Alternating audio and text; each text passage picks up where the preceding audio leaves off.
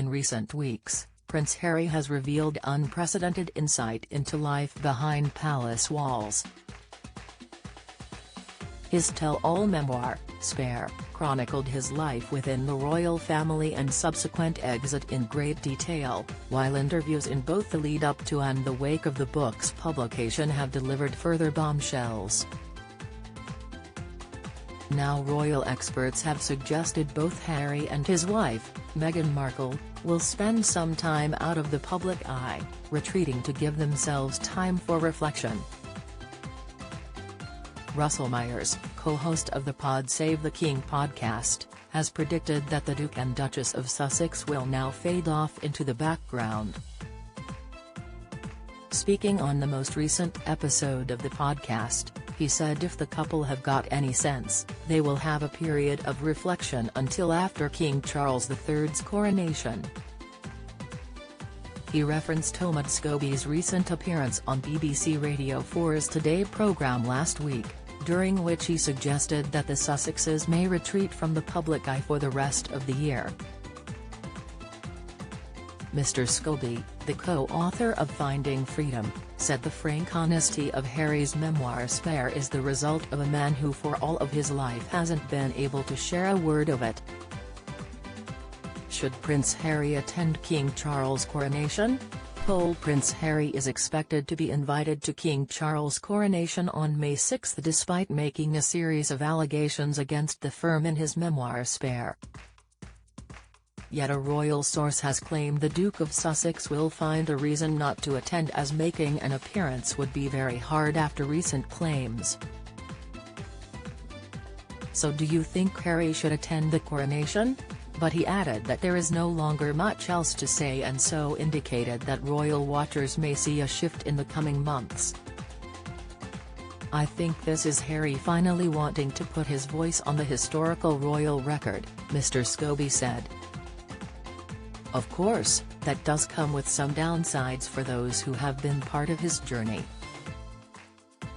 We heard some sort of really startling confessions and stories about members of the royal family, particularly when it comes to Camilla and her relationship with the press. This is really just Harry pulling the curtain back on it all. We're actually getting, I guess, the look behind palace walls that we've always wanted. When asked whether he gets the impression that Harry and Meghan intend to continue offering insight into the royal family, he said he believes the couple have to be quite careful right now, explaining there has been a lot of focus on their private life recently and their brand has been very much about drama and a soap opera that has been played out in a public forum. I think we're going to see, for the rest of this year, a couple retreating from a lot of what we've seen over the last few months, he said. They've both shared their sides of the story. Harry more in many, many ways, in more ways than we could have ever imagined. There isn't really much else to say, and so I think we will see a shift in the months ahead. That said, when it comes to talking about reconciliation, that is very difficult after the amount that he has shared in this book.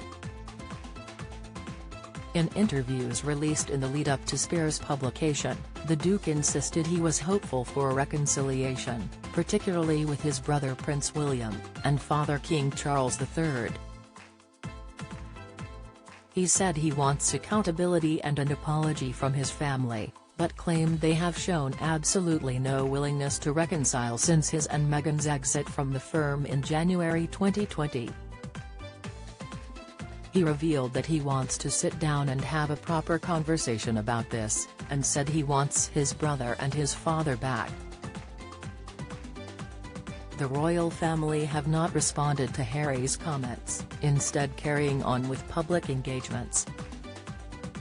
Charles met with community groups in Scotland just days after the fallout from Harry's book, while William and his wife Kate, Princess of Wales, visited Liverpool to officially open the Royal Liverpool University Hospital.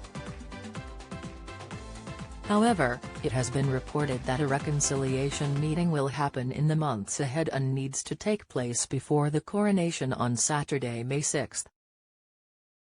Speaking to the Sunday Times, a source said, "It's going to take flexibility on all sides, but it can be done, it's fixable. It needs Harry over here, in the room with the King and Prince of Wales, a couple of other family members, some of his people he trusts who always had his back, so he doesn't think he's being ambushed. Someone like Elf, Elaine Fox, Harry's former private secretary, and Christopher, Lord Guyte, the late Queen's former private secretary who advised the Sussexes. Both sides need to hold their hands up and admit we didn't get everything right, and we got a lot wrong, and we have to say to him we understand the pain you've been through. The King can do it." Much has been made of whether Harry and Meghan will be invited to the King's coronation. While some have claimed the US-based royals will receive an invitation, others have argued the couple will not be welcome. A royal source told The Independent, "The family will extend the invitation, but it would be very hard for Harry and Meghan to be there given everything that has been said in the interviews and the book. The family expects Harry and Meghan to find a reason not to be there." Similarly, Mr. Myers said he sees no way back for Harry and doesn't believe for a second that the prince will attend the coronation, regardless of whether he receives an invitation. Another source suggested the royal family fears that extending an invitation would risk private conversations becoming public. They told The Sun, "There have been discussions among the family, including Edward and Anne. They do not want private conversations at the coronation making it into the paperback edition of Spare." Harry was asked directly whether he would attend the coronation during his interview with ITV's Tom Bradbury. But the prince dodged the question and said, "A lot can happen between now and then." In an interview with the Daily Telegraph last week, the Duke of Sussex acknowledged that his family would find it hard to forgive him. "Some of the stuff I've put in there, well, they will never forgive me anyway. But the way I see it is, I'm willing to forgive you for everything you've done."